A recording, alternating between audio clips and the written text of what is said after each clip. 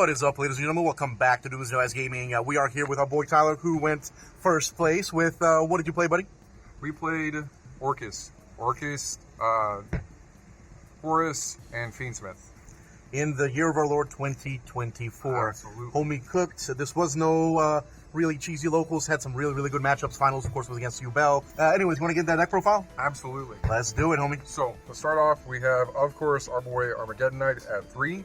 Homie just came off the ban list. He's free, and he is a one-card starter for the entire deck. Love to have him. Following up along behind him is the Dark Refer. Because there's many cards, as you heard me mention. There's Horus and Seti. Obviously some of the Orcust cards and everything like that, where he can summon himself for free, hits a dark, basically the whole deck is dark, send one, so he can be a one-card starter in and of himself, while having a little bit more utility and extending. Following up behind him is the one-card starter in Archetype, which is Ursu.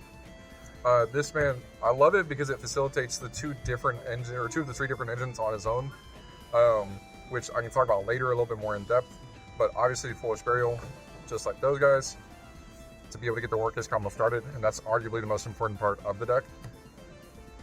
Right behind that, we have our one of Orcust lineup, all of the Dark Machines with the World Legacy World Wand. Each of their effects, obviously, if you use them, restricts you into the Dark monsters for the rest of the turn. So you got to be careful as to where you use them in the combo. Want to make sure that you don't restrict yourself from being able to do the Nibiru lock, which we can talk about later, or any extenders to set up for interruptions on your opponent's turn. I'm going to play one Gizmek Orochi. Love this card because you can summon him off of the World Wand. World Wand just needs to target a Dark Machine monster and you're banished to summon it. And then you can use him to go into Dingirsu, summon him on your opponent's turn, or use him as an extender during your turn to help facilitate the combo if he kind of breaks a little bit. And then he gets you a pop on your opponent on your turn whenever he's been there already. So I love Gizmek. He's played really well for me. And then following up on that starts our Horus package. We got the 3M Seti. This man is goated. I love seeing this man in my hand. And I'll tell you all of why, outside of the fact that it's just Horus, and Horus is such a grindy engine overall. And then the one of Duab and Seth, one of Happy. Happy makes me happy. Recycles all the cards, combo pieces, and things that you need to keep going throughout the game. If your opponent banishes something in your graveyard that you needed, Happy can just recycle it. Plus the level 8s, again, facilitate Dingirsu, and then allow you to extend a little bit further during your combos if you already have them in the grave. Right up next, our boy Engraver. I love seeing this man as well. Seeing him and him Seti in hand is just so goated. Reason being is because you can use him to set up Necroquip, and Necroquip's effect is that if you send a monster, or if a monster is sent from the hands of the graveyard to activate an effect, you get to draw off Necroquip. So you set him up, then you go Seti. Seti gets you a draw after the King Sark, and then Necroquip gets you another draw, facilitating your King Sark even more. These guys together, absolutely goated. Brothers in arms, I love it. This is one of my spicier techs that I absolutely love, and it's come through so many times in clutch. That's Santa Claus. This man, White Fiend. I would have English, but German's the only one with secrets, sadly. I love searching this off the track, discarding something else like a Luri if I already have it in hand, or just a combo piece for the Orcust later on, and then tributing over one of my opponent's problem cards. Absolutely busted. They can draw during the end phase, but usually you're not going to let them get that far, or even if they do, the draw is inconsequential because you took apart the rest of the board. So I love Santa Claus. Love seeing him in my hand. Love searching him off track. And the one Luri, because Luri, it's Fiendsmith. Have to have him. Next up, to finish off the monsters, we have one of each, the Baldrake, Magnamut, and Sarnier. He's really kind of just rounded off the monsters because there's a lot of either dark or light decks running around, like, the rituals.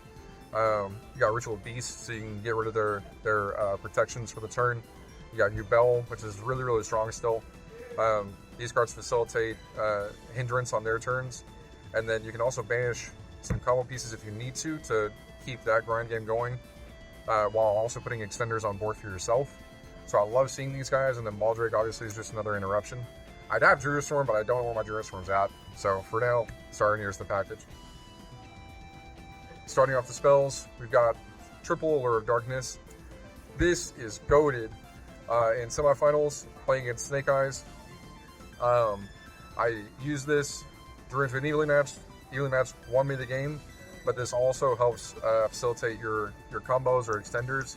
Like I said earlier, if you've got Gizmek Orochi banished, you can summon them back with the World Legacy wand, or you can just recycle them through Galatea. So you're basically not even negging at anything, because all the banished machine monsters that you could go through, you can just recycle back through, or attach them off with Dingirsu. So I love Allure, especially when it doesn't neg us any cards. Then we got Foolish Burial, Rhoda. We got 4 targets in the deck for Rhoda, and they're all 4 1-card starters, like we mentioned earlier. Foolish Burial does the job on its own as well. So if you have that, definitely an extender.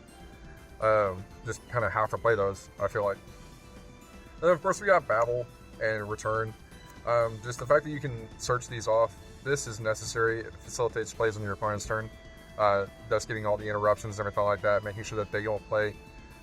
This allows you to extend a little bit further, especially get back your advantage or resources on your follow-up turn, so that you don't have to worry too much about going neg in your hand advantage on your opponent's turn.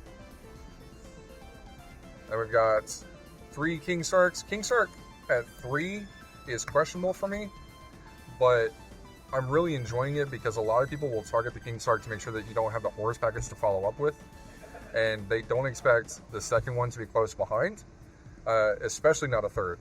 I haven't seen hardly anybody running 3, so being able to plop that down if they've gotten rid of 2 King Sarks already is just so good. And then Runic is also in the game still. Runic's done, obviously. So them destroying the King Sark off Destruction or banishing it off of any of their Runic spells means that you just have more copies to be able to play with. Almost kind of necessary in my opinion, even though you debate it every so often. And to finish off the spells, you got Fiendsmith's Tract. Have to, Fiendsmith package. And then Orcust Crescendo is the only trap that I play. Absolutely necessary in my opinion. The negation is just too good. And then it banishes itself from the graveyards to add back a banished machine, banished dark machine, or add one from your deck to your hand as well. Only problem with that one is that you have to be careful if you do activate that, especially during your opponent's turn, setting things up like IP, or trying to summon anything with your Orcust, because it only allows you to summon dark machines that whole turn, unlike the monsters, which only restrict you for the rest of the turn. So either way, I feel it's an absolute 1-out requirement. Moving on to the extra deck, I love playing 2 Galatea. You run through 1 in the first combo on your first turn, and having the second one for follow-up, even though you can recycle it through Skeleton, I feel is just so good. And then, like I said, you can banish it off the Bestials and everything like that and recycle it that way too. But just having the second copy really comes in handy. We got 2 Dinghies. Ooh. Love Dinghy. Dinghy's so good. The protection effect and the ability to recycle your cards or send a card from your opponent's field to the grave is just so nice. And the fact that it doesn't target means that even though they may have interactions or responses, whatever ends up on the field by the time it resolves, gone. So you can get rid of a lot of problem cards that way. Absolutely love seeing that in my hand, or seeing that on the field. And then we have standard IP, SP package. You typically will want to end up on IP in your end board, so I usually will have like Caesar, IP, Galatea, maybe a Ding if you had a good enough hand. And then just being able to facilitate SP during your opponent's turn is just so good. All those interruptions just really make a difference in the long run. And this is another tech for me, Link Spider. I love seeing Link Spider on the field. Reason being is because, like I said earlier, you can really get the play going with Yursu facilitating both your Fiendsmith and your Orcust engine. Reason being is because if you have no other monsters on the field, he makes a token both for you and your opponent, stops Imperm. If you're in game 2 or 3, stops evenly matched, because you can set up your board to where the token can't die. And then you can use the token, going to Link Spider, then you can use both of them to summon out one of the other cards I love playing, which is Moon Goddess, or Moon of the Closed Heaven. And so you can use that to then go into Requiem. Requiem then obviously facilitates the whole Fiendsmith package. And so at that point, you've already set up the Harp Horror for the Orcust package, and you've gone into the whole Fiendsmith package, forcing out the Nibiru Negate. So I love seeing this card as my starter. I would prefer him over Armageddon Knight any day. And then also for the Fiendsmith package, I was playing Sequence, playing Caesar, playing Aerial Eater, and Necroquip. Like I mentioned earlier, I love summoning Necroquip because you get so much advantage off of it. Fodder for Kingsock and everything. I love summoning Caesar because obviously Nib negate, and otherwise the deck doesn't really have anything to stop Nib. So putting him on board as soon as possible is really, really nice. Sequence just helps you out with the grind game quite a bit. And then putting Aerial on board. Because we play Santa Claus, and he's another level 6 Slight Fiend, you can banish the Santa Claus, either 2 copies of it or 1 and an engraver, summon this back, so he's an extender in and of himself, and I find him just really, really nice.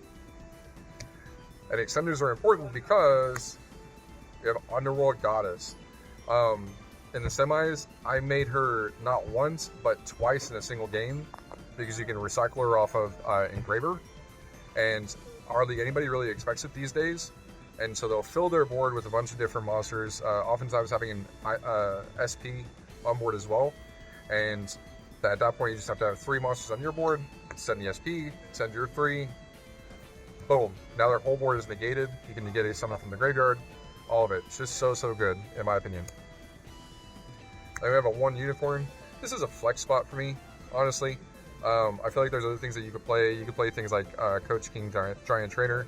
The deck does grind a lot, so if you're having difficulty, just beating your opponent down, getting their life gone, you could play Coach King Giant Trainer, or Game Trainer, I can't remember his third word. Burn all that stuff for game later on, and then also draw in for consistency. You could play Photon Lord to help get a negation on if you don't see your Fiendsmith package. You could play, I think it's called Sky Prison, which stops your opponent from summoning from the graveyard. So many different things, but this is just a flex spot for me. It does come in handy sometimes, but I don't summon this nearly as much as I do everything else in the extra deck. This is the least summon card for me. That's the main and extra. Moving on to the side deck. These are all, obviously player preference, depending on whatever you have at your nullifuls. But right now I'm running 3 D-Barrier.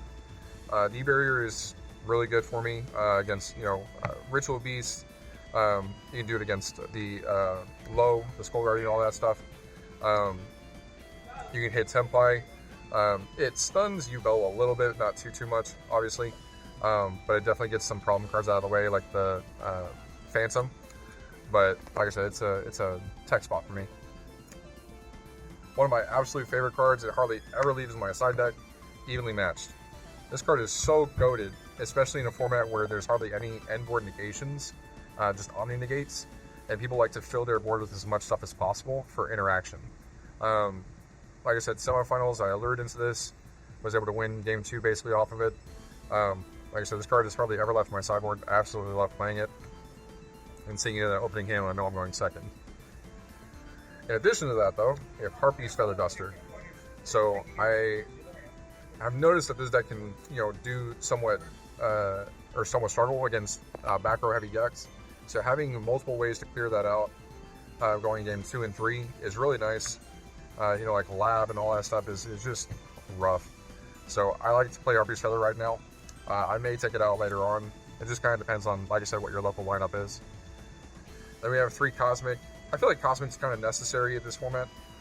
You have cards like Nightmare Pain, the Sengen Summoning, you have the back row for the rituals, you have Fountain for Runic. There's just so many things that are susceptible to Cyclone that I feel you have to play this in your side. If you're not, you're just putting yourself at a disadvantage, really. And then I like to play 3 DD Crow. DD Crow, much like the Bestials, just takes cards out of their opponent's graveyard. Usually combo pieces are necessary things for them to continue playing and follow up. Like, Snake Eyes, if they have the original Sinful Spoils, take that out of their graveyard. They have little to no follow-up afterwards. And like I said, you dismantle their board, hinder their playing and everything like that on their turn.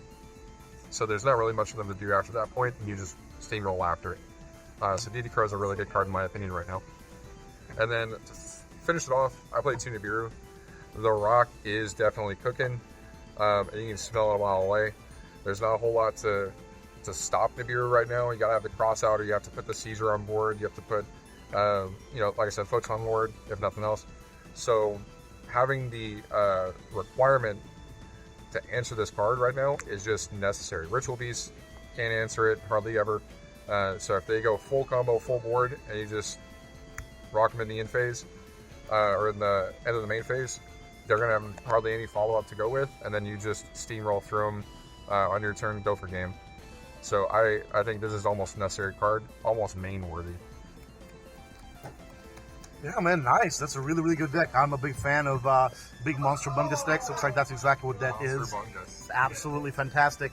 So you said there were some changes you were thinking about making.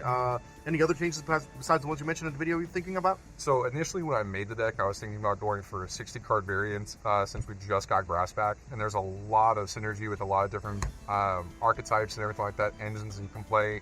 So, obviously thinking about going back to the Danger build that we used to have. But I found that one to be a little bit too inconsistent. Even though you're getting the draws and everything like that, you have to hit the right cards, and then you're filling the board with what? What are you doing? And then what are those bodies for you doing, right? So I've been thinking about potentially either boosting some of the bodies like the Harpor, the Wonder Wand, and then I am currently working on playing Scraps with it as well. Scrap with Lib, and then playing Full Succession, just getting your extenders out for those matches where you just don't have a lot of gas to work with. But I still want to keep the Fiendsmith and the Horus package in. I just feel like they're so good that you can't ignore them. You have to have them in the deck. Is there? I'm sorry. Go ahead. Go ahead. I was gonna say, is there any budget alternative to people who want to play this deck without Fiendsmith? I know Horus just got reprinted, so that's more. Yeah. So the Horus engine that just got reprinted in the Megatons, you can play, like I said, with Photon Lord. And one of the better aspects of that is that you still get the monster in the gate, so you can do it in like 2 summons, and then you're not really susceptible to draw at that point, because everything at that point you do is just getting Centigrade. So you get the 1 add off of Imseti and the draw alongside that 1 effect, and ditch the rest of your cards in hand. Still likely have the plays for the Orcust in the graveyard already, and then some of the 2 Photon Lord. You've only got 2 summons at that point. Slap a Photon down, and then if you're having difficulty with like just consistency, I'd say, like I talked about, you play the Scrap engine. You can have Fossil Dig for Raptor, play with a 1 Golem, and then go Recycler, Scrap Wyvern, all that stuff. Still very much a very good engine, and much like we had back in Toss and Eternal format, it's very much 2 summons, full combo. The only thing that doesn't really speak for is the Orcust package. Because unlike back then, where you summoned the Nightmare Hibli, you don't have an ability to just send a card off into the graveyard anymore, because Furious is gone, Beatrice is gone. It just doesn't really help. But you can facilitate that Fiendsmith package if you have it. If not, like I said, Photon Lord is a big help with the Horus engine. It just may not be as potent and as consistent. That's the only issue. Gotcha. All right, man. Well, thank you so much for the deck profile. You got any shout-outs? Shout out to Angel. I love Angel. Without him being upset about me playing Ritual Beast all the time, I wouldn't have started trying to make this. Shout out to Konami for bringing Armageddon Night back and bringing Grass back. Love that for us. Shout out Dai for the Primal store and having the tournament that I was able to play this in. Shout out Zach for testing and beating me so often so that I knew what to play with this. Yeah, that would be it, I'd say. Awesome, man. Hey, thank you so much. We appreciate all the insights. This is a little bit of a longer video, but absolutely worth it. Especially, I know a lot of people are going to appreciate the budget options you give at the end too. But yeah, absolutely great deck. Congratulations again. Hopefully see you again on the channel. See ya. Subscribe, all that good stuff. Bye.